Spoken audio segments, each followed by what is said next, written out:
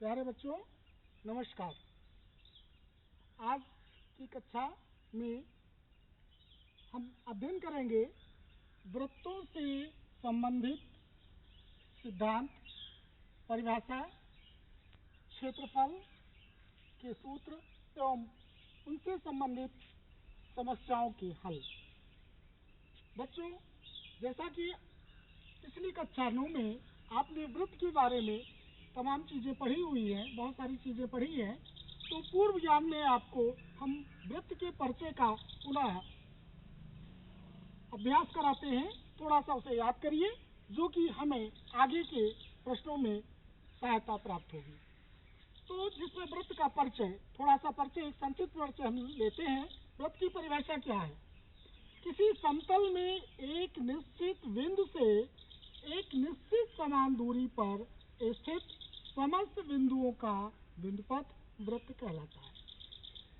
देखिए बच्चों, जैसे एक ब्लैक बोर्ड है, ये ब्लैक बोर्ड एक समतल है और इस समतल में एक निश्चित बिंदु हमने O ले लिया है। तो इस निश्चित बिंदु O से एक कोई निश्चित दूरी आप फिक्स कर लेते हैं, जैसे 5 सेंटीमीटर, 10 सेंटीमीटर। तो इस निश्चित दूरी पर जितने भी बिंदु आप लोकेट करेंगे, निश्चित करेंगे, अगर उनको हम मिला दें तो उनको मिलाने से जो पथ बनता है, जो बिंदु पथ है, वही एक वृत्त कहलाता है। तो बच्चों, अब इसमें वृत्त के अंगों के बारे में हम जानकारी प्राप्त करेंगे। तो वृत्त के अंग में जैसे सबसे पहले वृत्त का केंद्र, जिसको हम सेंटर कहते हैं, तो इस समतल में जो एक निश्चित बिंदु की कल्पना की गई है, वो निश्चित बिंदु उस वृत्त का, इस वृत्तीय आकृति का केंद्र, सेंटर कहलाता है, जिसे हम प्रायः संकेत O से प्रदर्शित करते हैं। अगला बिंदु है वृत्त की त्रिज्या, जिसको हम रेडियस कहते हैं। तो रेडियस क्या है? तो वृत्त पर स्थित कोई भी बिंदु से, किसी भी बिंदु से केंद्र तक की, जो केंद्र को मिलाने वाला जो रेखाखंड है, वो वृत्त की त्रिज्या कहलाती है।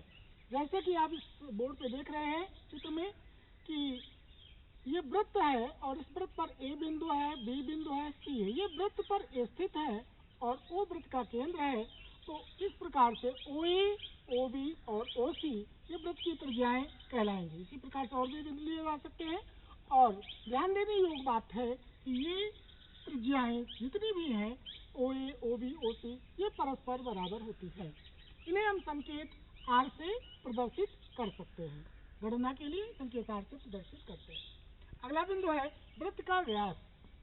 वृत्त का व्यास क्या है? तो वृत्त पर स्थित कोई दो बिंदु लिए जाएं और उनको मिलाने वाला रेखाखंड यदि वृत्त के केंद्र से होकर जाता है, पास होता है, तो वो वृत्त का व्यास कहलाता है।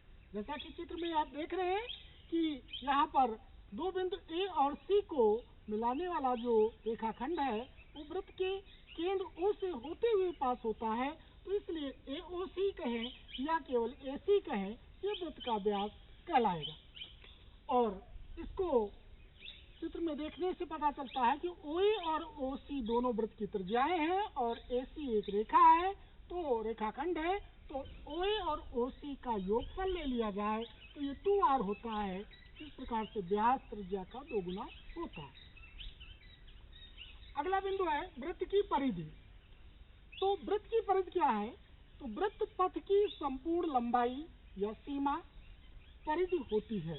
तो चित्र में आप देख रहे हैं कि ये जो आपने वक्राकार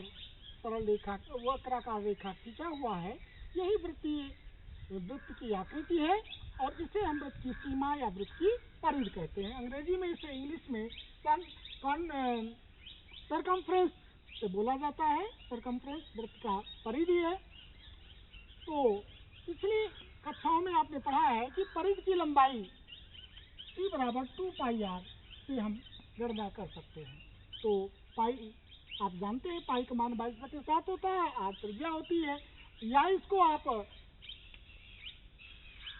पाई इंटू d जहाँ पर व्यास है। तो आप ये भी कह सकते हैं कि परिधि जो है, क्योंकि 2r व्यास हो जाएगा, तो पाई इंटू d व्यास हो जाएगा। ये अगला बिंदु है वृत्त का क्षेत्रफल। वृत्त द्वारा घिरा संपूर्ण समतल वृत्त का क्षेत्रफल होता है।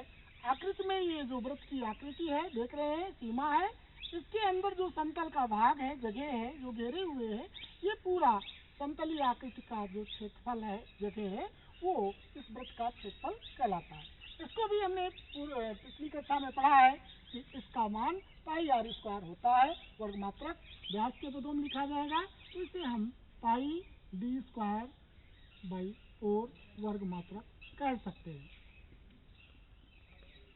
इसी प्रकार से आगे हम चलते हैं, चर्चा करते हैं वृत्त की जीवा। वृत्त की जीवा क्या है? वृत्त पर स्थित किन्हीं दो बिंदुओं को मिलाने वाला जो रेखाखंड होता है वो वृत्त की जीवा कहलाता है। जैसे यहाँ पर ए बी सी, ये 3 बिंदु वृत्त पर स्थित दिख रहे हैं, तो इसमें आप ए बी को मीट करें, रेखाखंड ए बी है। जीवा के लिए, चाप के लिए उस पर एक कर्व लाइन जो है इसे घुमावदार रेखा खींच देते हैं, ये प्रतीक होता है आर्क का। अगर ये चिन्ह नहीं लगाएंगे तो इसको हम रेखाखंड पढ़ेंगे, रेखाखंड ए बी पढ़ेंगे, ये आर्क लगा देंगे तो ये आपका चाप का संकेत हो जाता है। तो ए बी के ऊपर ये मार्क लगा दिया, चिन्ह लगा दिया वक्राकार, तो ये चाप ए बी। या इसको अगर 3 बिंदु हैं तो ए बी सी करके ए बी सी कह दिया, तो यहाँ से लेके यहाँ तक ये पूरा जो आपका पाथ की लंबाई है, ये पूरा चाप ए बी सी, ये पूरा आर्क चाप ए बी है, ए बी सी है। अगर चाप ए बी की बात करते हैं तो केवल यहीं से ए और बी के बीच जो वृत्त का भाग है वही हमारा चाप है। तो इस प्रकार से वृत्त के किन्हीं दो बिंदुओं के बीच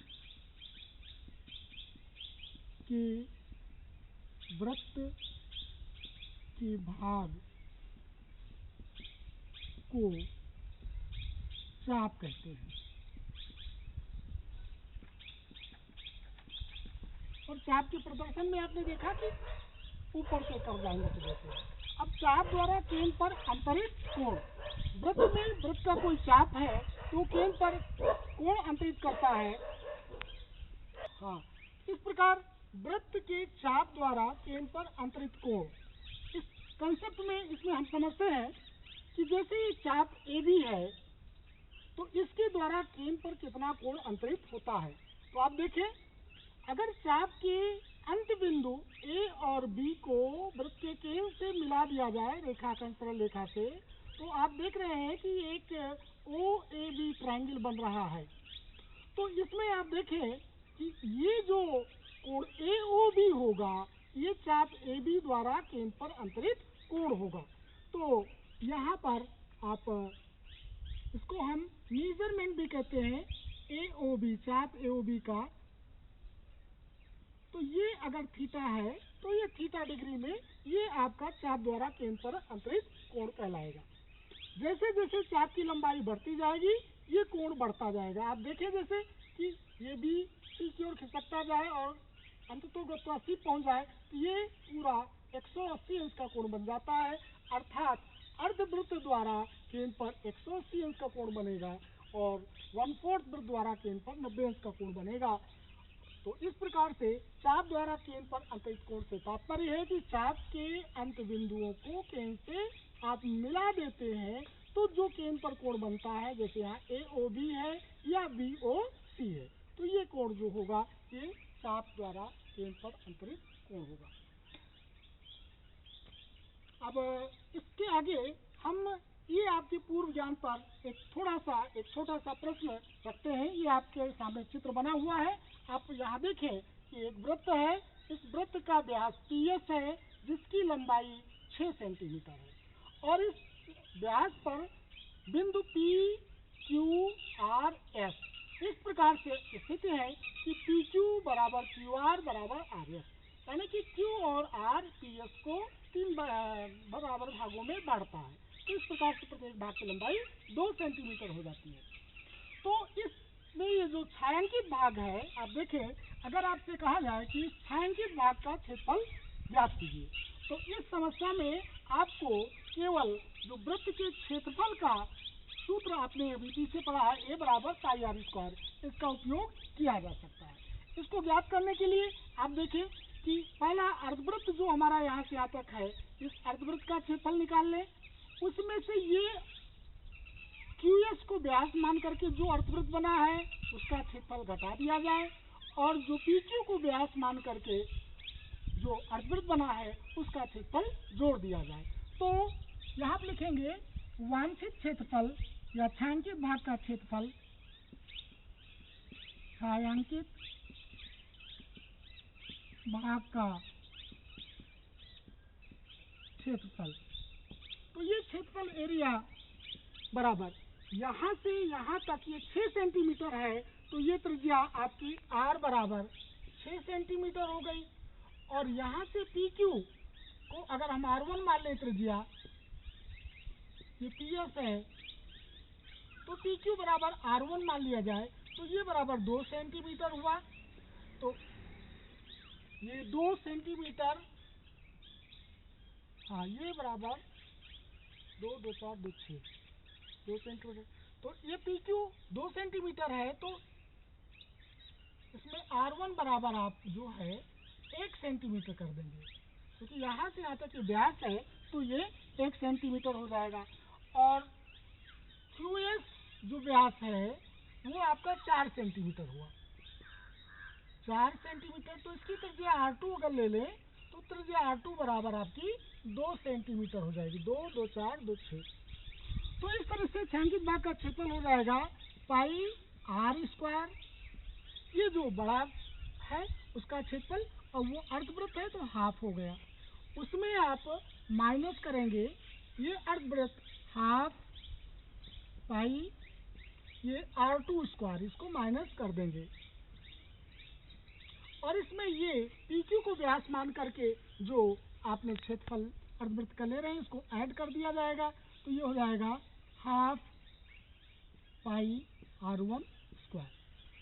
तो इस सूत्र को संक्षिप्त कर लेते हैं, तो हाफ पाई आप सब में कॉमन निकाल लेते हैं, तो R square plus minus R2 square और प्लस R1 स्क्वायर वर्ग मात्रा। अब यहाँ पर मान रख दिया जाएगा 1/2 पाई जे 22/7 रख देंगे।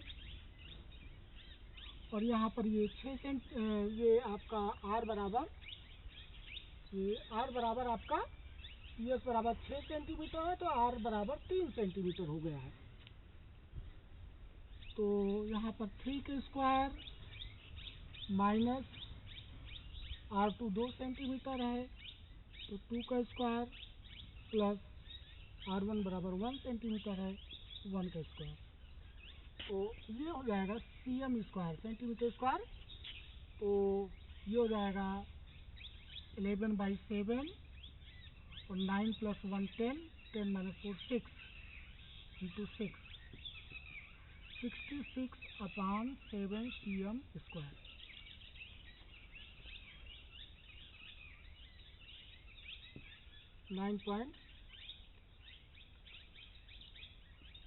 लगभग अप्रॉक्सीमेटली लगभग ये। तो इस प्रकार से इस सूत्र की सहायता से आप दी गई प्रश्नगत तमाम आकृति संबंधी प्रश्न होते हैं, और छायांकित भाग का क्षेत्रफल या कहीं किसी की लंबाई निकालना है, अभी छायांकित भाग की लंबाई निकालने के लिए कहा जा सकता है। ये सब कुछ प्रश्न प्रतियोगी परीक्षाओं में बहुत पूछे जाते हैं। क्षेत्रफल निकालना छायांकित भाग का, ये कोई आपकी जो है फूलों की क्यारी हो सकती है, तो इसकी ये मेजरमेंट, ये लंबाई, इस पर आपको बाड़ लगाना है या ईंटें लगाना है, तो इसकी ये लंबाई आपको परिधि निकालनी पड़ेगी। तो इसमें भी ये आप अर्धवृत्त का ये परिधि जोड़ ले निकाल लेंगे, फिर ये सारे अर्धवृत्त की परिधि है। तो इस तरह से ये तीनों अर्धवृत्तों की परिधियों को यहाँ जोड़ा जाएगा, यहाँ घटाने की जरूरत नहीं है। ये परिधि की लंबाई प्लस ये परिधि की लंबाई प्लस ये, तो इस तरह से ये इस पर आ जाएगा, और क्षेत्रफल निकाला तो ये आ जाएगा। तो इस प्रकार से ये आपकी पूर्व ज्ञान का रिवीजन था, आपको याद कराया गया। अब हम आगे अपने बिंदु पर आते हैं, जो हमारा कि वृत्त से संबंधित और भी कुछ समस्याएं हैं, कुछ आकृतियां बनती हैं, उनके संबंधित सिद्धांत, परिभाषा और उनके क्षेत्रफल के लिए हम गणना करें। तो बच्चों, आपने पूर्व ज्ञान लिया, वृत्त के बारे में जाना। अगर अब आपसे पूछा जाए कि इस ब्लैक बोर्ड में एक सर्किल बना हुआ है, ये देखिए आप, अगर आपसे कहा जाए कि AXBO, ये आकृति जो इतनी पार्ट की है, इसको हम क्या कहते हैं? आप बताइए, कोई बताएगा बच्चा? तो इसके बारे में ये क्या आकृति है? OAXBO, ये भी सर्किल का, वृत्त का एक भाग है। इसको हम क्या कहेंगे? और इसका क्षेत्रफल अगर हमें ज्ञात करना हो तो इसका क्षेत्रफल क्या होगा? इसी प्रकार से आप नीचे चित्र में देखें कि अगर हम यहाँ पर चित्रानुसार ये जो छायांकित भाग है, ये छायांकित भाग क्या कहलाएगा? इसको नाम के रूप में हम कहेंगे AXBA। तो ये AXBA जो आकृति बन रही है चित्र में, इस आकृति को हम क्या नाम देंगे? इसका मेजरमेंट, इसकी माप, क्षेत्रफल अगर निकालना है तो वो क्षेत्रफल कैसे निकालेंगे? तो आज का ये है, तो इस पर हम लोग चर्चा करते हैं। तो इसमें पहला है त्रिज्यखंड। बच्चों, वृत्त में त्रिज्यखंड क्या होता है, इस पर हम लोग चर्चा करेंगे। आप चित्र देखें, चित्र वृत्त में एक वृत्त है और उसका केंद्र O लिया गया है, और OA और OB इस वृत्त की दो त्रिज्याएं हैं। तो इस दोनों त्रिज्याओं और ये वृत्त का ये जो भाग है, चाप, जिसको AX भी कह सकते हो, तो इससे मिला हुआ बनकर की जो आकृति बनती है, ये त्रिज्यखंड कहलाता है। अर्थात त्रिज्यखंड क्या है? वृत्त की किन्हीं दो त्रिज्याओं एवं उनके बीच संलग्न चाप से मिलकर बनी आकृति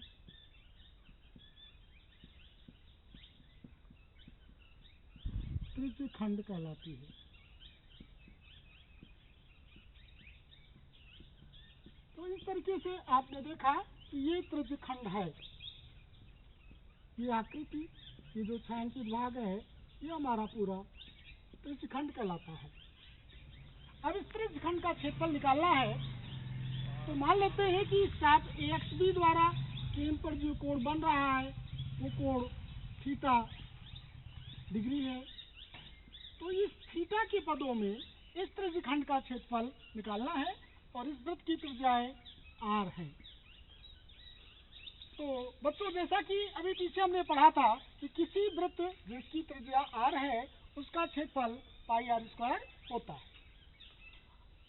अब यहाँ कल्पना करें कि OB त्रिज्या और OA त्रिज्या एक दूसरे के ऊपर ओवरलैप है, संगामी है, और B पॉइंट धीरे धीरे A से दूसरी ओर घूम रहा है। जैसे आप घड़ी में सुइयां देखते हैं, ऐसे घूमता है। तो जैसे जैसे B पॉइंट इधर अग्रसर होगा, ये त्रिज्यखंड का क्षेत्रफल बढ़ता जाएगा। साथ साथ इस चाप द्वारा केंद्र पर अंतरित कोण थीटा भी बढ़ता जाएगा। जब ये B पॉइंट यहाँ कहीं नजदीक होगा, तो ये कोण छोटा होगा और उसके द्वारा जो घेरी गई क्षेत्रफल है वो भी कम होगा। जैसे जैसे B पॉइंट आगे बढ़ता जाएगा, वैसे वैसे कोण बढ़ेगा और ये घेरा क्षेत्रफल भी बढ़ता जाएगा। जब ये B पॉइंट पूरा घूम करके वापस A पर आ जाता है, तो इस प्रकार से किरण ये OB त्रिज्या पूरा एक चक्कर लगा करके पुनः OA पर आ जाती है, और इस प्रकार से केंद्र पर 360 डिग्री का कोण बनता है, और इस त्रिज्या द्वारा पूरा क्षेत्रफल कितना कवर किया गया? ये इस पूरे वृत्त के संपूर्ण क्षेत्रफल के बराबर हो जाता है। तो अगर हम ये ऐसा कहें कि केंद्र पर आंतरिक कोण। अगर 360 डिग्री है तो घिरा क्षेत्रफल आपका बराबर पाई आर स्क्वायर है मात्रा। अब यूनिटरी मेथड का प्रयोग करें, एक एक नियम का प्रयोग करें, तो 360 डिग्री अगर ये पूरा घूमता है तो पूरी एरिया वृत्त की कवर कर लेता है, जिसको हम पाई आर स्क्वायर कहते हैं। तो अगर एक ही डिग्री से ये त्रिज्या OB OA से घूमती है तो इस प्रकार से घिरा हुआ क्षेत्रफल कम होगा। तो कम के लिए आप जानते हैं भाग कर दिया जाएगा, तो ये पाई आर स्क्वायर बटे 360 हो जाएगा डिग्री। और अगर ये थीटा डिग्री घूम जाता है तो ये घिरी हुई एरिया थीटा से गुणा कर देंगे, तो पाई आर स्क्वायर थीटा बटे 360 डिग्री। तो इस तरह से ये पूरा क्षेत्रफल त्रिज्यखंड का आ जाता है।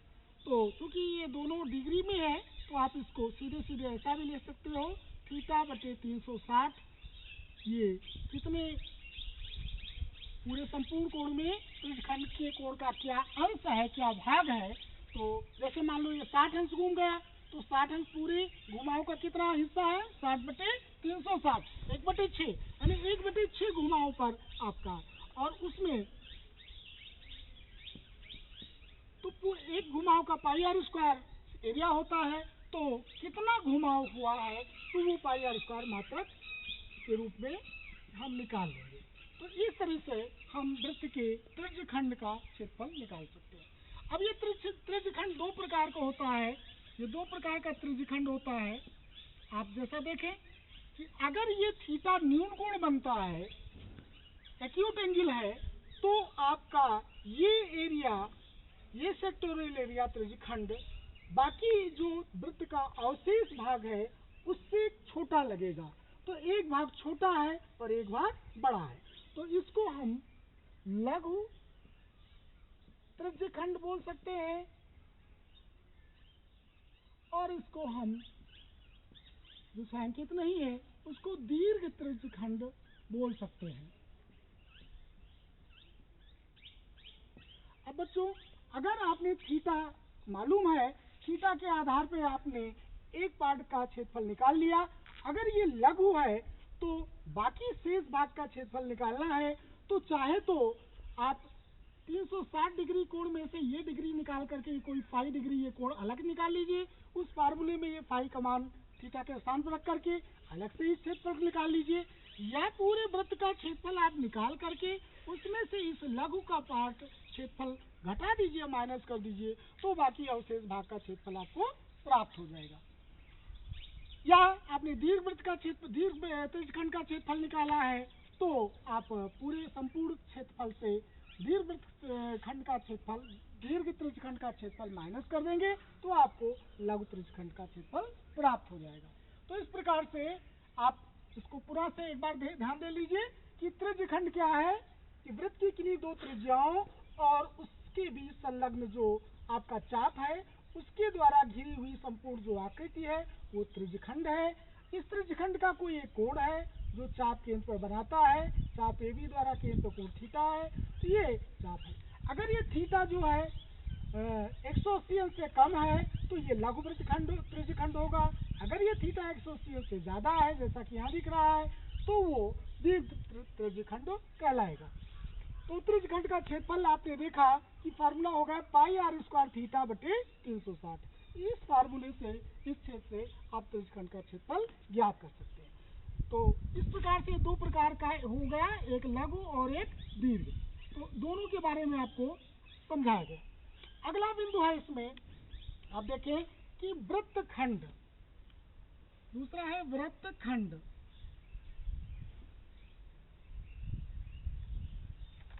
Parts of circle.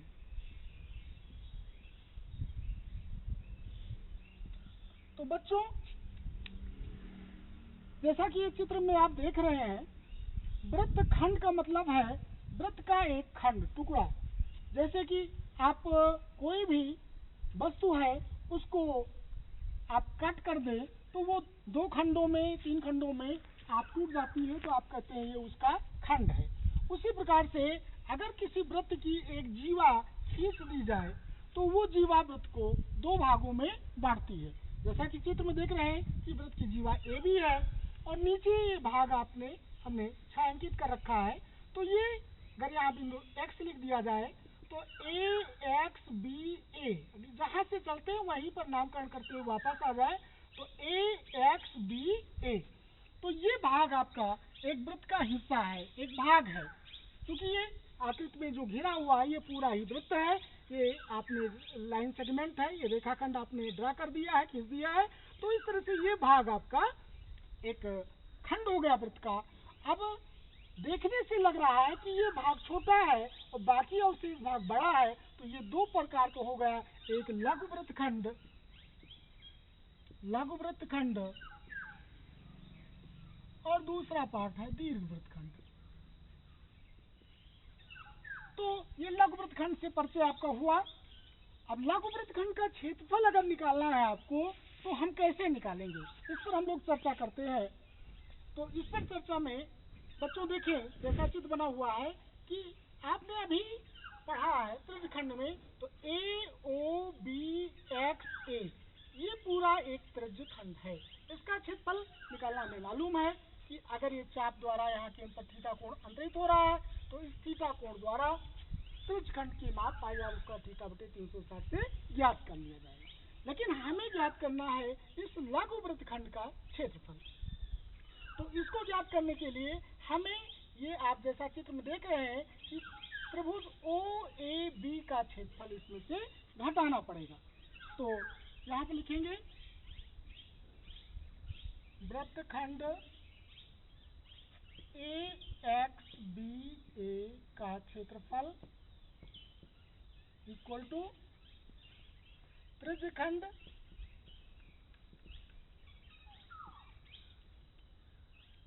O A X B O, O A X B O ये त्रिज्यखंड है का क्षेत्रफल पूरा निकाल लीजिए, माइनस कर दीजिए उसमें से क्षेत्रफल त्रिभुज ओ ए बी। तो बच्चों त्रिज्यखंड का क्षेत्रफल आप निकालना जान गए हैं। अगर हमें इस त्रिभुज का क्षेत्रफल ज्ञात करना आ जाए तो ये इसमें से माइनस कर दिया जाएगा तो इस वृत्तखंड का क्षेत्रफल आ जाएगा। जैसा कि चित्र में देख रहे हैं ओए और ओबी वृत्त की त्रिज्याएं हैं, आर मात्रक है। तो इस त्रिभुज में हमें ये दोनों समान भुजाएं दी हुई है, तो एक प्रकार से समद्विबाहु त्रिभुज है। तो आर ज्ञात होगा, त्रिज्या ज्ञात होगी और ये त्रिज्यखंड का जो कोण है थीटा, ये थीटा आपको ज्ञात होगा। तो उसकी इन दोनों के आर और थीटा की सहायता से हम इसका क्षेत्रफल ज्ञात कर लेते हैं। तो इसका क्षेत्रफल ज्ञात करने के लिए, त्रिभुज का क्षेत्रफल ज्ञात करने के लिए अलग से हम आपको एक फिगर बनाते हैं। और देखिए बच्चों ये आपको अलग से मैंने एक बड़ा फिगर बना दिया ओ ए बी।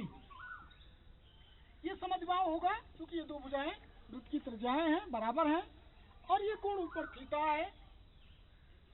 अगर हम इसके शीर्ष से आधार पर लंब डाल दें, क्योंकि ये दोनों भुजाएं बराबर हैं तो ये आधार होगी। अगर आधार पर लंब डाल देते हैं, थोड़ी देर के लिए इसको डी पॉइंट कह दें, तो जाहिर बात है कि पिछली कक्षा में आपने पढ़ा है ज्यामिति के द्वारा हमें जानते हैं कि डाला गया लंब सम्मुख भुजा को दो बराबर भागों में बांटेगा, यानी एडी और डीबी बराबर होंगे और एबी का आधा होगा। और अगर ये संपूर्ण एंगल थीटा है तो एक तरफ का एंगल आपका थीटा बाई 2 हो जाएगा। तो इस तरह से आप देखें त्रिभुज ओडीए में कल्पना करें एडी क्या होगा और ये समकोण त्रिभुज हो जाएगा। समकोण त्रिभुज ओडीए में इस कोण के लिए ये लंब होगा, इस कोण के लिए ये आधार होगा और इस कोण के लिए ये कर्ण होगा। तो आपने त्रिकोणमिति पढ़ा है, तो त्रिकोणमिति में आपने साइन और कॉस पढ़ा है। साइन थीटा बराबर आपने पढ़ा है लंब बटे कर्ण और कॉस थीटा बराबर उस कोण के संगत आधार बटे कर्ण। तो इस तरह समकोण त्रिभुज में आप देखिए साइन थीटा बाई 2 अगर लेते हैं हम, तो साइन थीटा बाई 2 बराबर हो जाएगा एडी अपान ओ ए, और ओ ए बराबर आर है, ओ ए को हम आर कह रहे हैं, त्रिज्या है वृत्त की। तो इस तरह से एडी की लंबाई आ गई, आर इधर आ जाएगा साइन थीटा बाई 2। इसी प्रकार से कॉस थीटा बाई 2 यहाँ क्या आ जाएगा, cos theta by 2, theta by 2 के लिए सामने ये आधार है, ये आधार बटे कर्ण होता है, तो आधार बटे कर्ण आपका हो जाएगा ये ओडी बटे ओए, अर्थात ये हो जाएगा OD equal to R cos theta by 2। अब आप देखें कि ओडी एक समकोण त्रिभुज है, ओडी एक समकोण त्रिभुज है, और उसमें ओडी, हाँ ये दोनों भुजाएं ज्ञात कर लिया। अब ओ ए बी त्रिभुज का क्षेत्रफल निकालना है, तो आप देख रहे हैं ओडी ए बी पे लंब है, तो ए बी को अगर आधार मान लिया जाए तो ओडी उस पर लंब यानी कि ये त्रिभुज की ऊंचाई कहलाएगी। और आपको मालूम है कि किसी भी त्रिभुज का क्षेत्रफल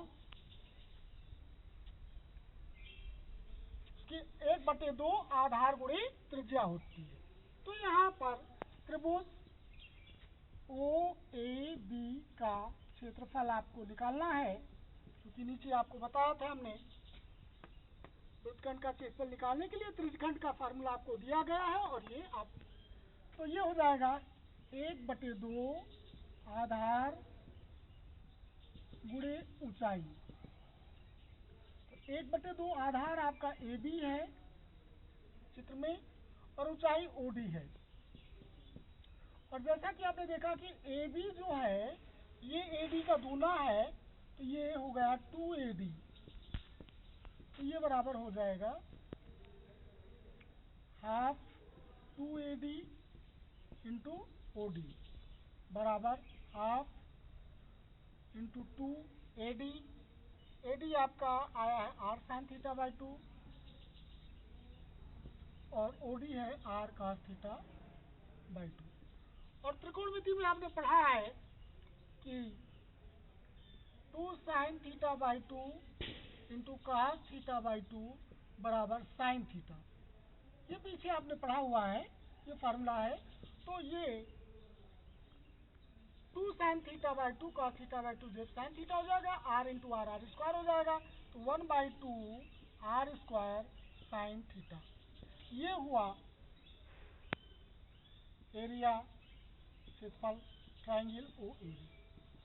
तो बच्चों आप देख रहे हैं कि अगर यहाँ पर थीटा कोई भी कोण क्यों ना हो, वो कोण अगर आपको ज्ञात है और वृत्त की त्रिज्या ज्ञात है, तो इस प्रकार से जो भी त्रिज्यखंड में त्रिभुज बनेगा उसका आप क्षेत्रफल ज्ञात कर सकते हो। और उस त्रिज्यखंड के क्षेत्रफल में से इस त्रिभुज का क्षेत्रफल माइनस कर दिया जाएगा, तो आपको वृत्तखंड का क्षेत्रफल प्राप्त हो जाएगा।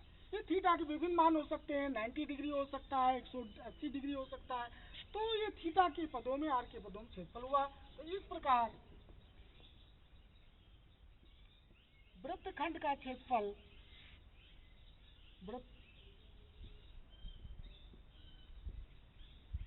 वृत्तखंड का क्षेत्रफल